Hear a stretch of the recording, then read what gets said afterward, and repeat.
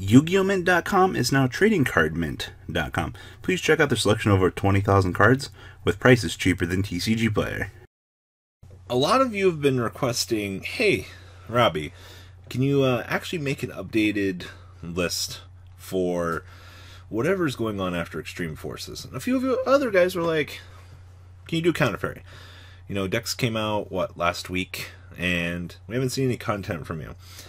So I wanted to profile something that I've been testing on the side for TCG format. And this is going to be Counter Fairy post Extreme Forces. So guys, please check out our friends down below from Yu-Gi-Oh! Mint. They're now Trading Card Mint. A lot of you guys might remember, they've been in the community for 10 years now. And when you check out, enter MKOHL40, MKOHL 40. A lot of you guys like to flip around the H and the O for some reason, but you'll save yourself a little bit more money as well. I definitely check them out. A lot of their inventory prices are a lot cheaper than TCG Player, and honestly a lot of people just don't know about them. Even though they've been here for 10 years, it's actually kind of shocking. So, but check them out down below. Like I said, enter MKOHL40, save yourself some money. So, what's going on here? Well, I originally wanted to approach Counter Fairy from a budget aspect, and honestly, you can build the main deck really cheap. You don't need Ash Blossoms. I mean, Ash Blossom helps. I mean, it's a spectacular card, but you have Herald of Green and Herald of Orange, which are actually acting as, well, you know, the better hand traps, as we've kind of come to know and love with this deck. Now, one of the things I see a lot of Counter Fairy folk not approaching is Stick and Chair. Now, contrary to popular belief, this and this as a 2-card combo nets you 2 draws in the deck then?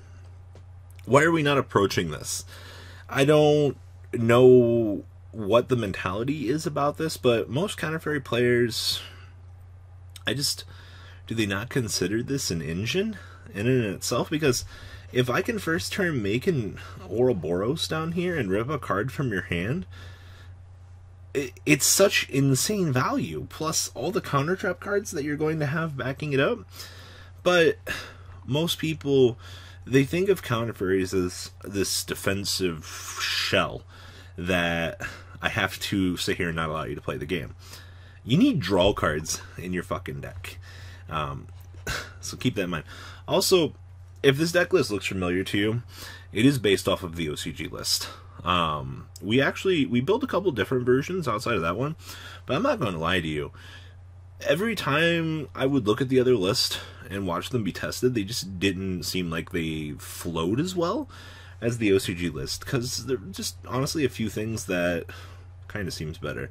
So anyway, this is Counter Fairy. I'll get into explaining a little bit more of like the Defiant changes and things like that here. So 1 Morale Tech, 1 Scythe. If you want to change it, you can go to double Scythe. This is just player preference for the current time being. I was liking the spot removal. I've been back and forth on Scythe and Morale Attack, honestly. Like I said, you can go for 2 Scythe if you want. You don't have to play Morale Attack. You can even kick this to the side if you want. 1 Ava, pretty standard, honestly. Triple Ghost Ogre. I like the destruction spot removal that she gives you, as opposed to Ash Blossom, because if you want to argue, Herald of Orange Light is acting like Ash Blossom, but if you want to go for the best competitive side of this, you can kick this out and kick back in Ash Blossoms. But just understand there's slightly different applications here for destruction effects to keep things off of the field so you can move along with your day. And triple green, triple orange. You can side purple if you want for traps, but traps really aren't a problem right now. Triple Inspecto Border. I will tell you this, having played this card across all formats, yes, this does shut off your hand traps. Keep that in mind, depending on the situation. But, the other side effects that this gives you, with counter traps backing it up to some degree, and being 2,000 by himself, honestly, if your opponent somehow manages to put extra bodies on the board and make a link, then that's where this particular stuff comes into play. Very, very powerful anti-stun monster, and you're going to punish your opponent by capitalizing on this. 1 Maxi, very standard. Only 2 Sacred Archer Knight. This is good, I'm not going to lie, but I mean, like, TCG doesn't have Judgment, and we're also only playing 7 counter trap cards. So keep in mind what you're going to be attempting to do with this. This is just literally, I want to say it's almost win more at some points, but it is kind of an extender to some degree. And I mean, the maximum results are going to be off of Stick and Chair. As I already explained, Stick and Chair, it's an extra access of an engine that gives you ability to draw additional cards, and to top things off, draw power, draw power, draw power, deck thinning. Very, very, very good. Desires. Having played the OCG version, I can tell you that without a doubt, 1 Desires is fine. You can fit in 2 if you want, but you have to understand that you are playing a pretty important engine in your deck. Losing too many resources can be hurtful. You're also playing a grindy deck. So you can jump to 41 and play double Desires. It's player preference, but I feel like if you're resolving 2 of these, you're going to be in a shitty position.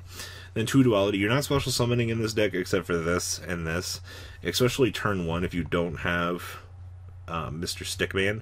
So keep that in mind. Just gives you additional resources to manage. Traps. So 3 Sanctum. Same thing with, same logic behind the artifact engine here. Honestly, counter trap cards are good, but having set cards that I can trigger on my opponent's turn to punish my opponent, that's what I'm really looking forward to the most out of the artifact engine, if you know what I mean. The stun aspect that comes from playing this, sure, you're playing a couple of bricks, but in a format where we're going forward and we're assuming that Pendulum Magician is going to be the best deck, Scythe is a hell of a drug. Keep that in mind. This alone can stun your opponent. Once again, you're playing a deck that wants to go first, more than likely, so kind of keep that in mind. 2 Call the Haunted. Call the Haunted on Inspect Border is pretty good. Also, you have Stick and Chair and Arch Knight. So keep in mind, to some degree, that call is very beneficial with these particular cards. Triple Rebirth, 3 Strike, 1 Warning. Honestly, this is, to the extent of counter trap cards, this is about as good as your resource pool is going to get in the TCG for counter traps. I understand people like Ariadne, I understand people like Ultimate Providence, things like that, but they're not that good. The deck has to do other things other than just draw counter traps. You know, Bountiful Artemis is good in its own way, but you have to balance your stun engine, because at the current rate that Yu-Gi-Oh! Is going, the power creep and the current power levels, they're very ridiculous. So keep that in mind when you're approaching this. And then 1 main decked copy of Unending. I've been kind of wanting to consider 2, but you can cut this for another Desires.